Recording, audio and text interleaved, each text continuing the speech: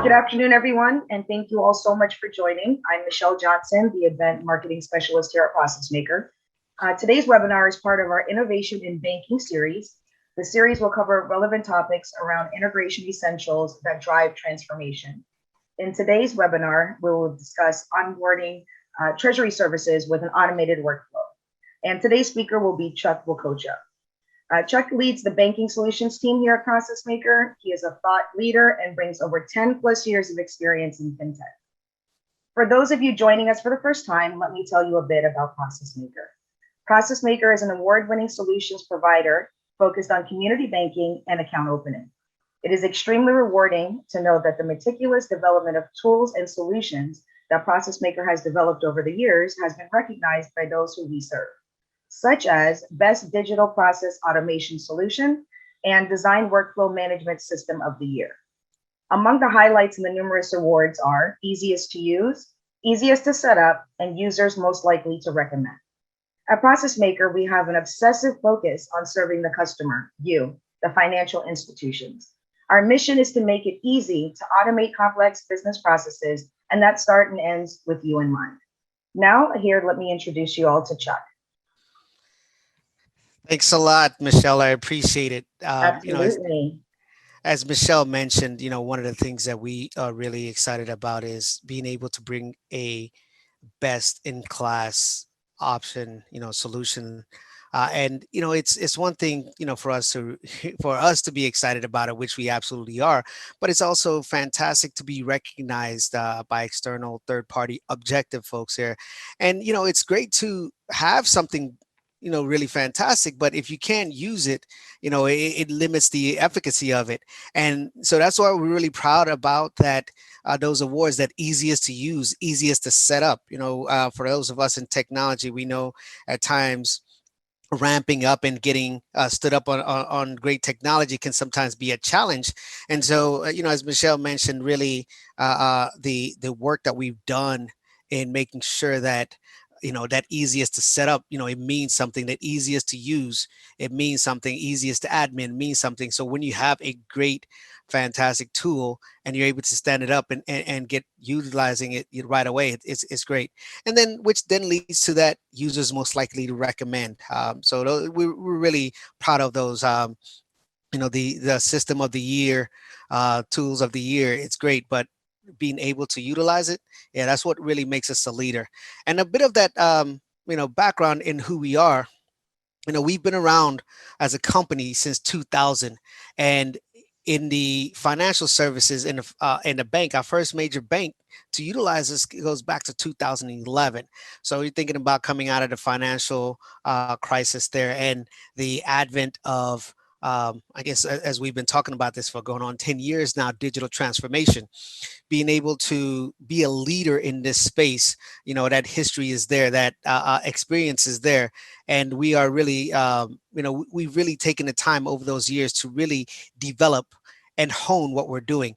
And this is a second in the series of our innovation series, innovation and banking series. And a huge part of the when you think about how broad digital transformation can be and what that can mean for a bank, the account opening is one of those critical areas, and that is really kind of where we focus around with some of these series of the many things we can talk about in innovation.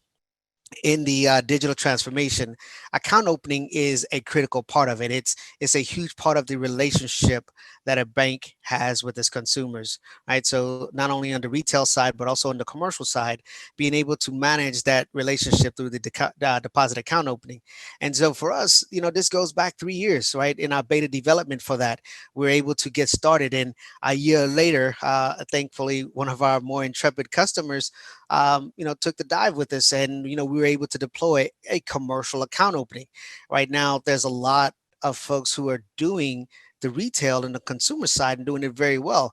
It's a smaller, I guess it's smaller. It's a shorter ramp, right, in its complexity, where the commercial account and all the various moving pieces of it, lend to that complexity. And we're 2 years in running. So as we look forward to this now, being able to drive relationships with our institutions, We think that that's really what's going to really make this a beautiful enterprise. So being able to drive that, a mature, refined and honed process. We're really excited for this. And going back to where our history goes, it's important when you're evaluating companies, when you're evaluating markets, to understand what they do and how well they do it. So for us, we have the expertise, not only from a longevity standpoint, 20 plus years, but across many different countries, many different types of processes. So when you think about the compliance, the regulatory requirements that we've had to traverse and navigate, this is something that we do extremely well, and we're able to lend that directly to the relationships and the partners that we work with. So when we're thinking about digital transformation, I mentioned that account opening being a very important part of it. Recently, Gartner's Nicole Sturgill mentioned that account opening is the most critical process for banks working to both acquire new customers and to deepen the relationships with their current customers. So when you're thinking about that, is the two areas that a bank utilizes to generate income, right? So in the lending side of it, a huge part of it is the deposit account relationship. Usually it's a requirement in many cases, or definitely a strong preference, that if you're asking for a loan from us, that we would like to have you open up a deposit relationship. Again, that deepening of the relationship is important. So if they're current customers, of course, the more or the deeper the relationships, the stronger and the more and the better the retention it is that we have with them, right? But if it's also a new customer, how do we attract them? How do we provide, deeper levels of service? The more things we can do for that customer, the better it is. So as we think about digital transformation, then the advances in technology, the things that we do to improve our relationships and drive, improve processes, efficiencies, and the different ways in which we're going to do that. Account opening is at the front end of that. If you're thinking about from a downstream standpoint, it is further upstream in the ways we can engage with that with our customers. So then when we think about what does it mean to bank in the digital age, right? How do we continue to drive those customer relationships, that we're used to as community banks? How do we continue to provide that level of engagement in the digital age? We think about the tools in which we get to drive that. It makes me think of the various things, or the way we experience, or the way our customers experience our relationship. Sometimes we think it's on the front end, well, it needs to look very seamless for the customer. It needs to look it needs to be a fantastic user experience. So when I think about it on the back end, there are a lot of moving pieces that go into that experience. I often think about I'm on the road right now. For those who may be wondering why I'm not showing my camera, I don't want you guys to be distracted by the moving things behind me here. But when I think about my travel across the country here, I got on a plane, all right, a 747 as I move. I'm in California right now. As I moved from North Carolina to here, I had, a very good experience with that. But in that experience, what is often missing, or what we sometimes don't think about, is all the component pieces that drive into that experience. So this is a singular unit, at least as far as the passenger is concerned. And when we think about integration, and the topic of our discussion today, when we think about integration, this is the way it needs to be for the customer as well, right? So usually, we think about all those different pieces there, all those moving pieces that we create or we acquire to serve our customers. We go looking for the best in breed solution in the core. We go looking for the best in breed solution for our loan operating systems, our origination systems, all these different things. But then we have to sew them together in a way that delivers that experience. And looking back at this, that's essentially what's happening in the plane as well. There are thousands of different pieces that are put together and stitched together to create this seamless experience. Many manufacturers from many different parts of the world are all put together and sewn together to drive that experience that we have on the left. So as a customer, And the way your customers should also look at this is they should have a seamless experience. They should not be on a plane wondering and thinking about all these different pieces. You as the institution need to make sure that we're, those different areas are connected. And that is, and by analogy, the way we should think about integration. Even thinking about cars as well, it's the same thing, right? You have the frame, you have the tires, even now if you're driving a Tesla, all the technology that goes behind that, the screens, the chips, and all these things are often done and created by different manufacturers. So when you start with your powertrain, your frame, and putting all these together, from an integration standpoint, it is a fully seamless and integrated experience. And this is the way we need to think about it. So on the back end, what we're doing, we need to make sure that we're able to drive that same experience for the customer. So often, this is what we tend to see. And when you think about this from an approach standpoint, one of the challenges is I guess we as an institution may not have thought about how do we actually put this together. And more importantly, what does that experience look like for our customers, as well as us on the back end who are managing this process? Yeah, this, functionally, this may get it done, but the experience is not very good, right? We are hoping to drive an experience much more like this on the bottom of the screen, where we get in, it is a sleek and is a seamlessly integrated piece. And if you look at the two vehicles here, they both have four wheels, right? But you can assume that the ride in the bottom one is so much better than the other. So strategically, as you are acquiring the various tools and the various components to put together in this experience, you have to think about how it is integrated and how it works together.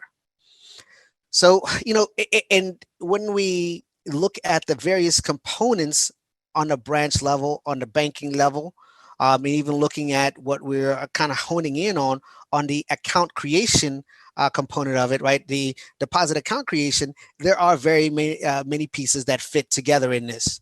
And the problem with that is in the various providers for those, as part of our ecosystem, information is stored in disparate systems, and they're not all very connected. Processes are not very well integrated. So you can have that frustrating experience where you're trying to get information from one, you have redundant information in the other, you have to manually move things back to the other. The flow of information leads to bottlenecks, or there are missing gaps in these because they're not well thought out. And that's kind of when you try to stitch those together in that first car, that was kind of where it looks like it's almost like you have stitched it together with duct tape and kind of plugged it in there. And when you think about the account opening process, how you streamline this, for those who may have attended our last session, you may recognize this slide as well. We start with the online request, again, from a digital standpoint, the gathering of information, the selection of products and services, the disclosures and signatures that would go for that, and the acceptance of those. And then behind that, what's happening with the background check verification, the IDV, IDA components of it, and connecting not only to the core through our single sign-ons, and of course in funding, and making sure that we are able to finalize that. And of course, once that is all done, where our storage and repository is done in the archiving of the information, and what that looks like from an ecosystem is there are many different providers that can do that. And if you take a look at this and just imagine this as a permutation sheet where I can draw from one here to this, to this, to this, or in different combinations, how does that integrate? What is the best way to integrate that? Very often, we'll talk to our sales folks or the sales folks that approach us, and they'll tell us, hey, this is the best. We have the answer to your solutions. And very often, that is not incorrect. Their solutions can provide those answers. However, that is one in the mix of your tech stack, right? There are many things that go into that flow of information.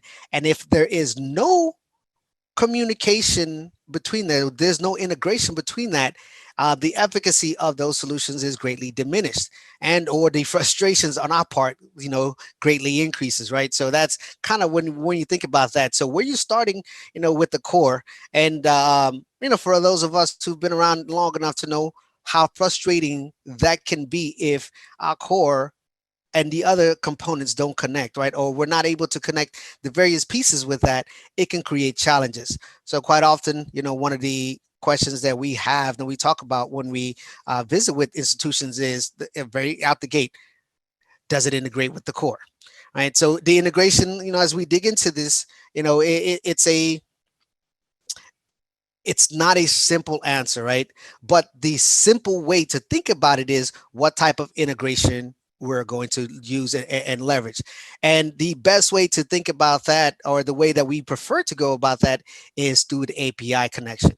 And if there is an open API, the rest of it becomes a lot easier. So we'll talk a little bit about what those different types of integration patterns are. But from a best practices standpoint, that should be a starting point. If you're ranking the various ways in which we can connect, in which we can integrate, then Open API is the first and foremost way to go at it. And then again, thinking about that full ecosystem, what are those things that we need to keep in mind and think about in the integration things, right? So the ability to embed, right? I showed that screen where from our bank, our user experience, being able to embed the tools and processes into a seamless experience, right? And that is that being able to have the screens have a unitary feel. No one likes getting on and trying to access one component of your experience and being redirected to another screen, or being forced to open up another tab or another window. So if we're able to behind there connect those pieces, so from the user's experience, it is seamless, it is fully integrated in the way that they go through that journey. That's a huge part of it, right? So from our online single sign-on, from our online banking, through a digital account opening, through a loan application, through additional of other services, from a customer standpoint, they're not that interested in what services that are powering that behind the scenes for us as a bank. Our customers want that user experience, and as we've gone into the digital age, that experience, those expectations are extremely high.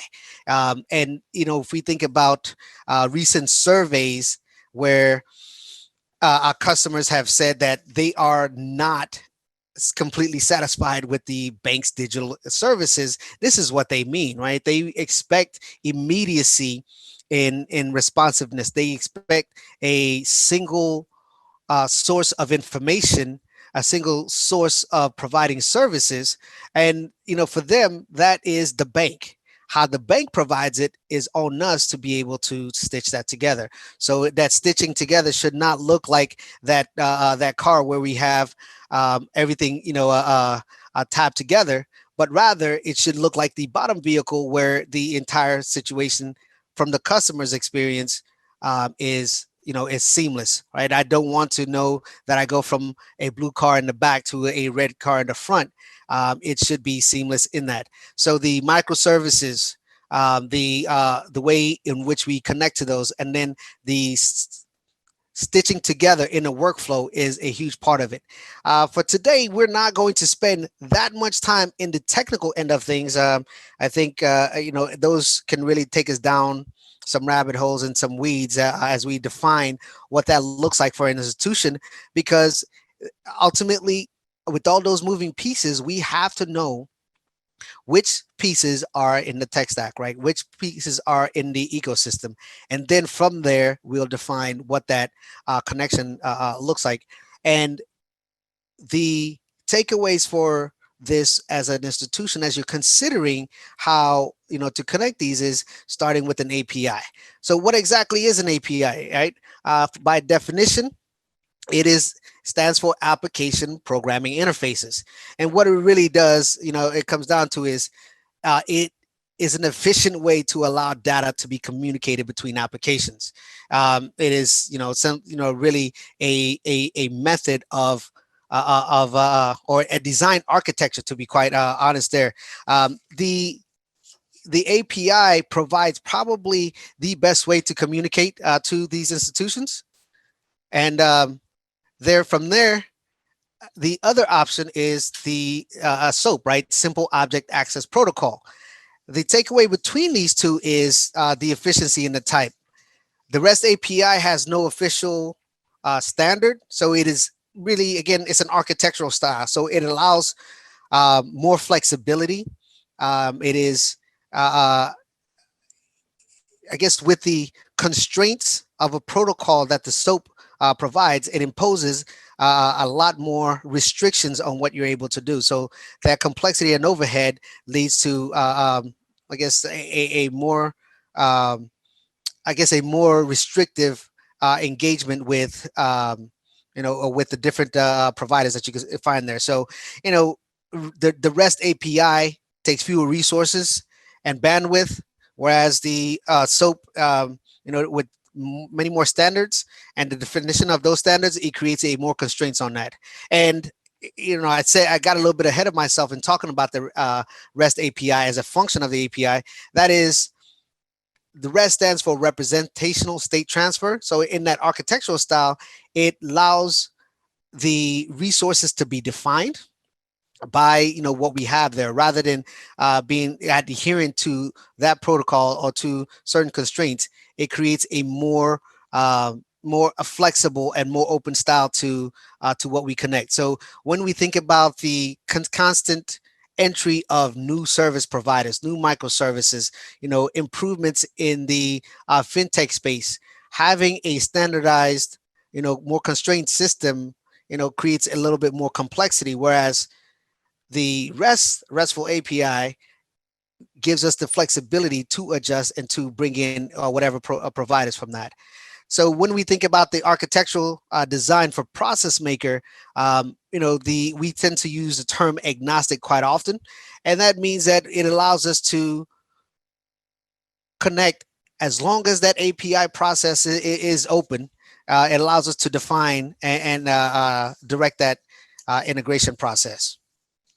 And for the sake of brevity here, there are a few other options in integrating from the use of batch files and flat files to connect those. But from a best practices, which we're focusing on today, the API is really where we're hoping to leverage.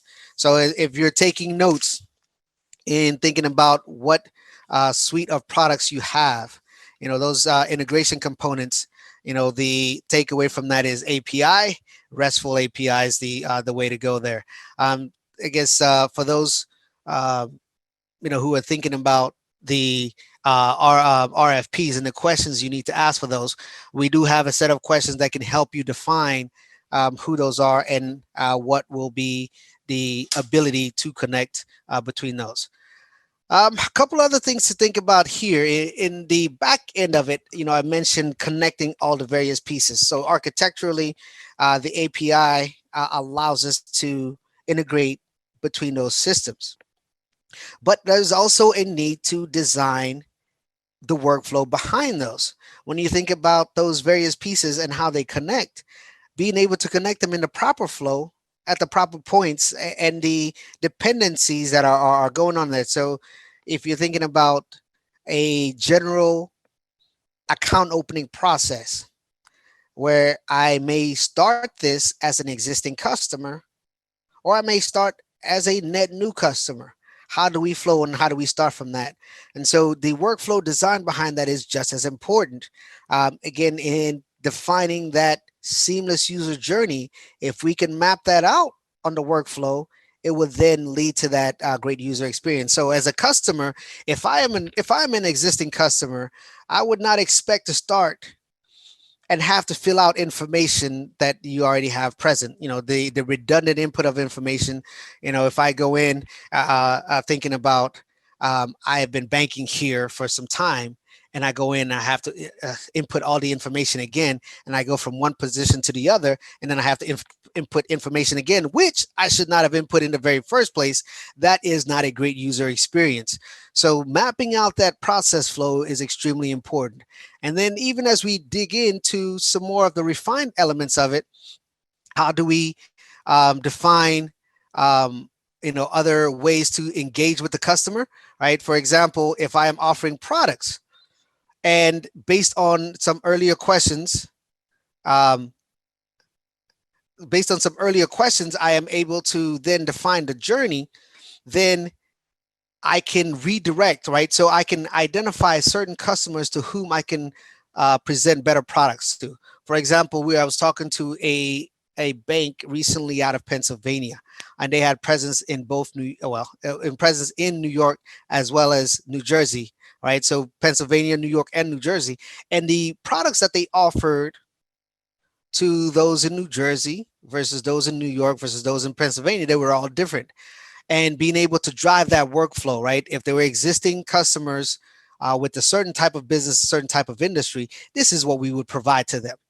If they were, an oil and gas company out of Pennsylvania, these are the requirements that they would need to provide. So being able to drive the workflow behind that, being able to drive the persons who are managing that on the back end, or who are responsible from that, is important from that. As I'm getting through this, I saw a few questions come in, and I appreciate those. And anyone that's listening on here, feel free to jump in into the chat box and ask your questions there as well. One of those questions early, wanted to take those before I get too far down the line here, is how are you connecting your solution to core banking system, and what is required from the bank side?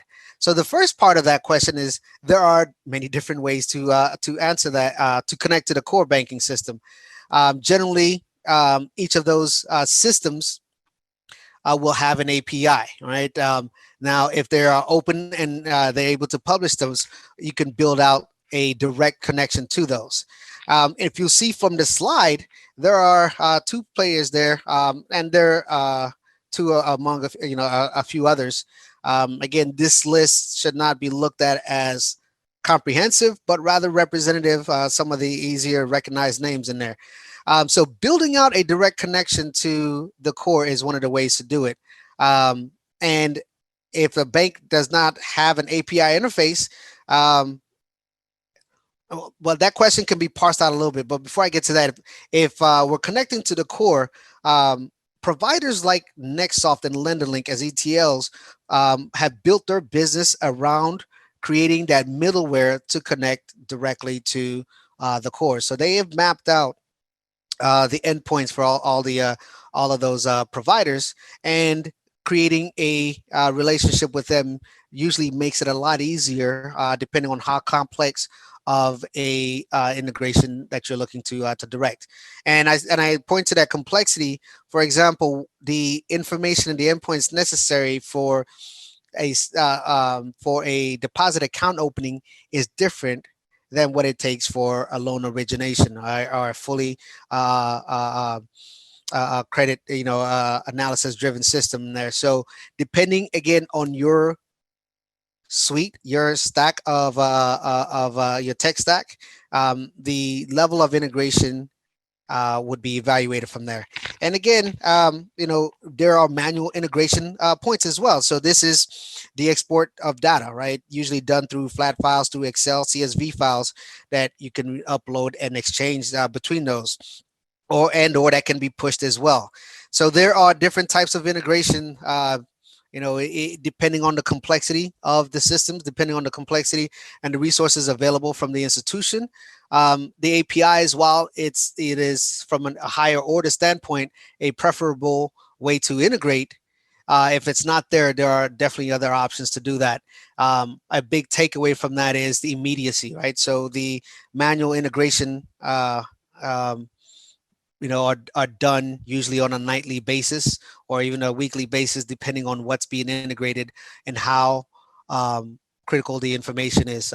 Some years back, when I was working with primarily on the implementation of the allowance systems, the ALLL, the integration of the information from that was not needed, except for every 3 months when the institution was doing that. So again, depending on what you're doing, ultimately will determine the level of integration that you need. But focusing here on the bank, on the deposit side of things, if we're looking for immediate responsiveness, if we're wanting our customers to open up an account and move through boarding an account immediately, then you may consider having a fully integrated immediate level on that, which is driven through an API. Otherwise, the next level there is on a nightly basis from that. So the other part of the question is, what if a bank does not have an API interface? Again, that question can be parsed out. The bank itself is not. I don't know how to answer itself if the bank does not have it. It's the tools that the banks are using. The the integration between the core. So generally, most cores will have an API now, the ability to, or for those API, excuse me, for those core systems to open it up or expose that, that's a different question, but those things are present. And, in 2021, we should expect that those things are the standard operating way in accessing this. I appreciate those questions again. As we're nearing towards the end of this, don't hesitate to ask you questions. I will pause here towards the end to do a full-on Q&A. But please send those questions in as they come.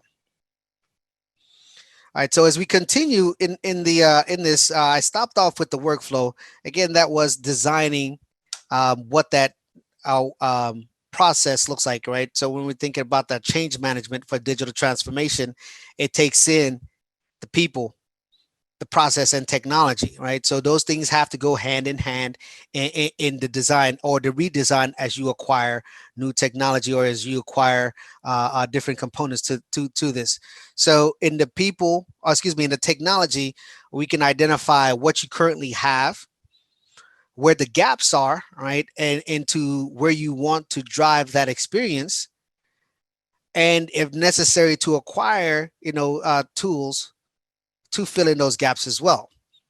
Then you have to look at the people that you have in place, so who's governing these systems, who are working in that, and in conjunction with those, design an efficient process. So some of those things would inevitably change, where because of the analog and manual nature of it, we may have had constraints in what we can do and how we can do it. But with the advances that we're able to make with the technology that we've acquired, we would then it would necessitate a change in that flow. So in redesigning that, is important that not only do you review what you currently have with the technology, but also review the process and the people who are previously running those. So in the use of the implementation of automation, it would require change to adjust with that. So as you're thinking about those in a on the back end of things, we can dive into what the technical side of it looks like, right? From our standpoint, the API that we're driving, this is where when I think about who's driving change and who needs to be in the process, it needs to look it needs to be cross-functional, right? There's a strategic need for us to drive this change, the need to bring on the technology to make loans faster, to create a better user experience, to improve costs and efficiency and productivity. And so that is driven on a strategic level. And then there's the technical end of things, which we're kind of touching on today. What does that look like and how we connect that? Our technical resources, our CTOs, our IT teams being able to be part of the conversation. It's important that those folks are involved in this process as well. And then, of course, from a design standpoint, looking at all those key stakeholders, how does this now change what we're doing and what we were expected to do? So going back to that workflow or the streamlined workflow from a commercial account opening, when we start at the initial request, each of these areas represents a node in the value chain, and each of those nodes requires some kind of some kind of tool, or there's some kind of resource that is supporting that and powering that. So from our online banking, right, to our retail and commercial account opening, the request of information where we need those, the selection and providing of services, opting into services needed, the acceptance of those, the signatures required from those, and then of course on the back end, all the KYC, KYB stuff that we need to do. right? The IDV processes that are going back from those, the automation of the review process, or where there's manual intervention necessary and requires eyeballs on that to approve or to make adjustments, and then in finalizing to the core, right? So whether oh, excuse me here, y'all.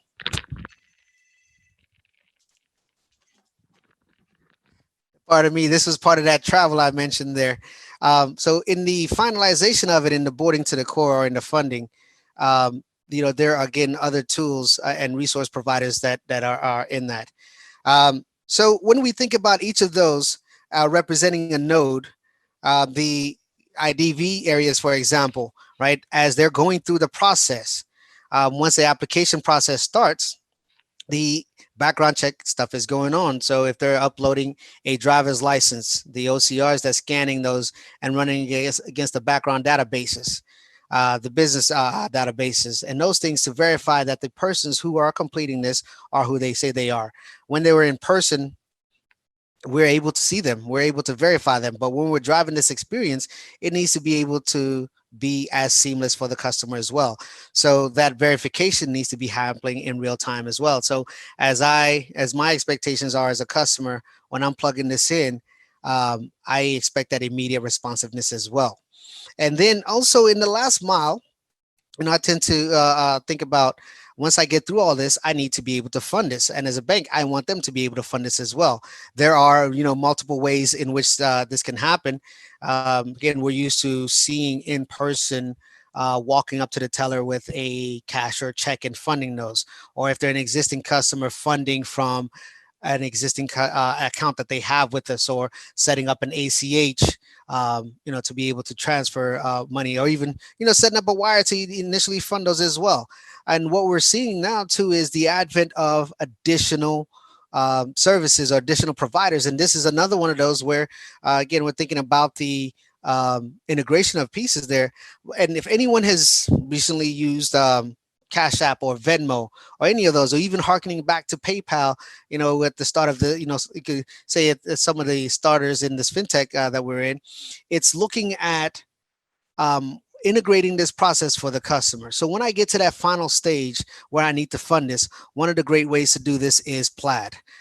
Some institutions are also utilizing Zelle, which all gets to the same thing. In that final step there, in that last mile, how do I functionally get this done? So generally, if you're doing this digitally, it's an easy way to plug in. It'll ask you to find your bank, submit your credentials. So if we're thinking about this from a mobile standpoint, if I'm on my phone, it's pulling in. If I'm on my computer, it's able to grab those and identify who I am, multi-factor authentication, submit that, select my account, and then fund it accordingly. And that becomes a very easy way to do it. So immediately we're able to get that responsiveness. Again, in that expectation of immediacy for the customer, we're able to satisfy those things accordingly.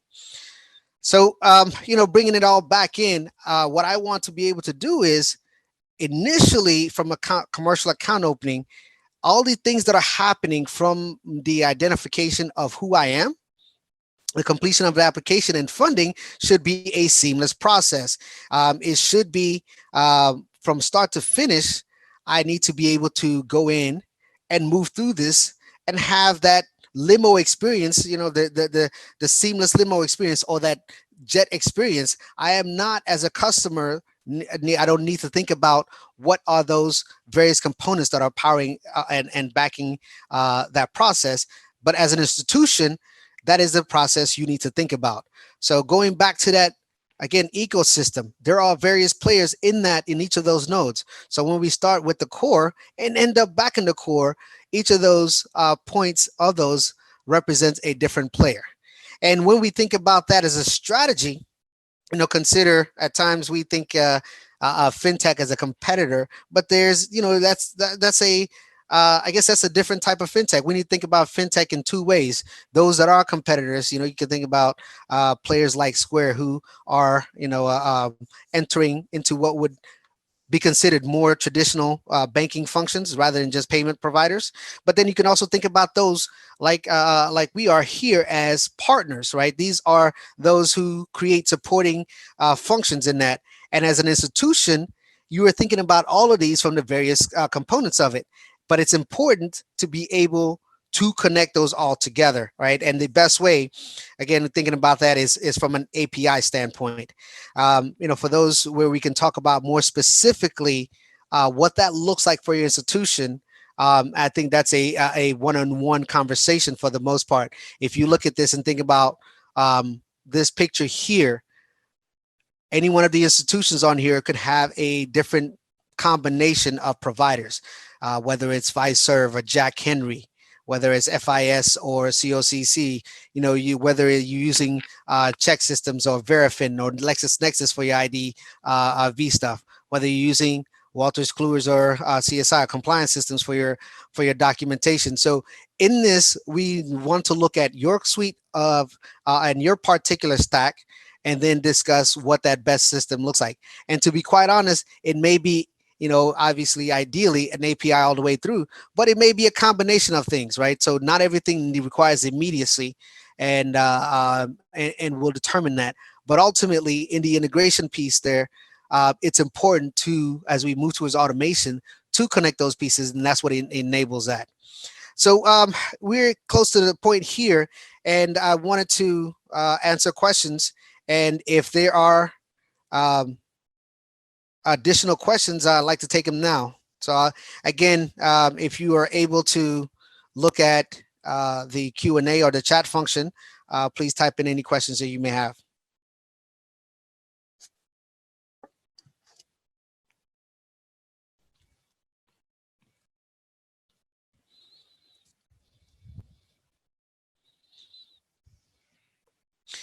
All right, I got a question about if and I'll paraphrase this a little bit here.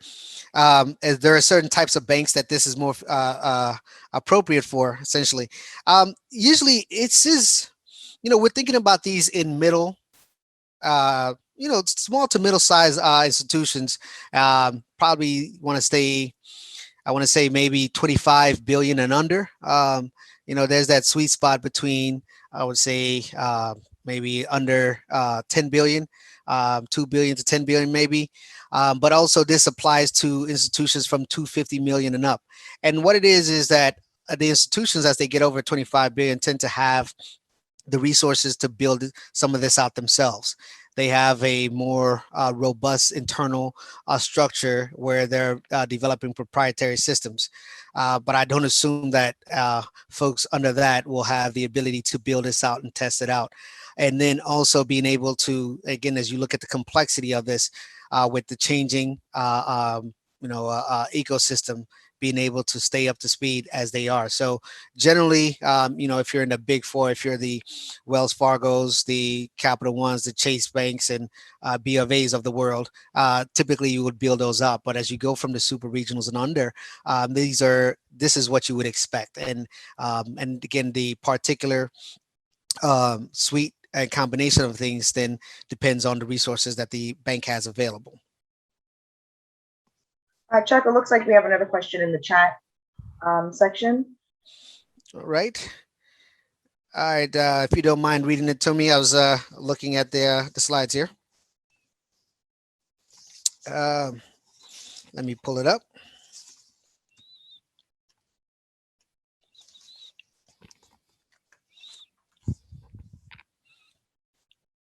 Oh, sorry, I had my mic on mute. It says in a situation where there is Skype and process from regulator, do you think we should wait before we digitalize our processes, or is this an interim solution? I don't think you should wait, right? It's not a zero sum game here, right? These things are not mutually exclusive. The first thing you need to look at is one, obviously from a priority standpoint, what's important, and overall strategy for the institution, but it does not require waiting. And these things can be added on and bolted on, right? So I think about it from another analogy. My father liked to use analogies. There are certain things you can build foundationally that would allow you to add on a little bit later. So if you think about it from a house standpoint, like if I'm building a house and I wanted to wire the entire house for a sound system, I can build it in before I build in the sheetrock, and it'll be a lot easier. Or I can build in the wiring necessary to connect the pieces later. right? So there are some of those things to look at from a strategic standpoint. But then again, you can start with certain business units, certain components of it. And back to the house analogy, I can start with one room and build those. You don't have to wait to do it all at once.